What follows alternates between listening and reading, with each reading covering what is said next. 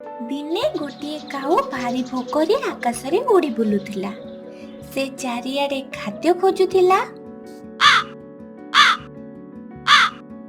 ସକାଳୁ କିଛି ବି ଖାଇନି, ପେଟରେ ମୂଷା ଦୌଡ଼ିଲାଣି ମୋର।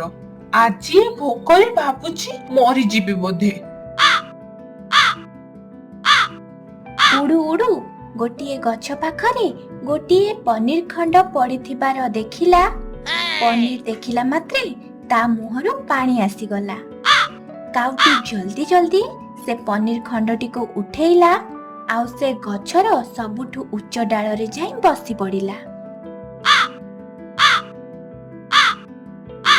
ହେ ଭଗବାନ, ତୁମକୁ ବହୁତ ବହୁତ ଧନ୍ୟବାଦ। କିଛି ତ ଗୋଟେ ଖାଇବାକୁ ମିଳିଲା।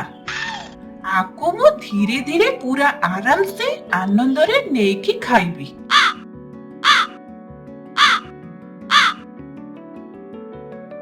ସେଇ ପାଖ ଜଙ୍ଗଲରେ ଗୋଟିଏ ଚାଲାକ କୋକିଶିଆଳି ରହୁଥିଲା। ଆଉ ତାକୁ ମଧ୍ୟ ବହୁତ ଜୋରେ ଭୋକ ଲାଗୁଥିଲା।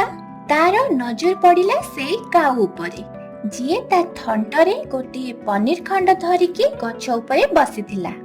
ପନିର ଦେଖିକି ତା ପାଟିରୁ ଲାଳ ବୋହିଗଲା ଆଉ ସେ ପନିରକୁ ଖାଇବା ପାଇଁ ଗୋଟିଏ ପ୍ଲାନ କଲା।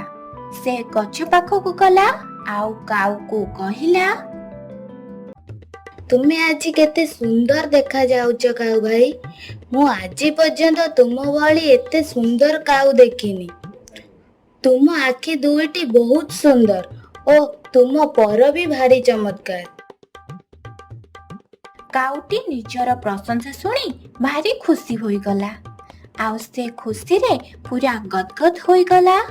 ମୁଁ ଆଶା କରେ କି ତୁମ ସ୍ୱର ମଧ୍ୟ ବହୁତ ସୁନ୍ଦର ହୋଇଥିବ। କ'ଣ ତୁମେ ମୋତେ ଗୋଟେ ଗୀତ ଗାଇ ଶୁଣେଇ ପାରିବ? ମୁଁ ତୁମ ଭଳି ଗୋଟେ ଏତେ ସୁନ୍ଦର କାଉର ସ୍ୱର ଶୁଣିବା ପାଇଁ ଚାହିଁ ରହିଛି।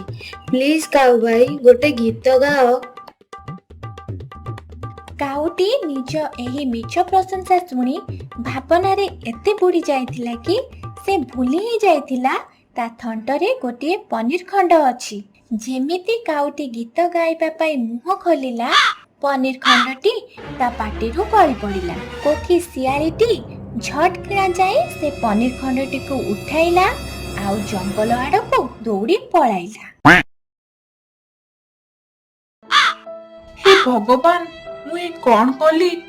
ମୁଁ ଏ ମିଛ ପ୍ରଶଂସା ଶୁଣି ଭାବନାରେ ଏତେ ବୁଡ଼ିଗଲି ଯେ ଏତେ କଷ୍ଟରେ ଖୋଜିକି ପନିର ଖଣ୍ଡଟିକୁ ପାଇଥିଲି, ତାକୁ ବି ହରେଇ ଦେଲି। ହଉ ଯାଏ, ପୁଣି ଖୋଜେ ଆଉ କ'ଣ ଭଗବାନ ଦଉଛନ୍ତି। କାଉ ପୁଣି ନିଜର ଭୋକ ମେଣ୍ଟାଇବା ପାଇଁ ଖାଦ୍ୟ ସନ୍ଧାନରେ ଉଡ଼ିଗଲା।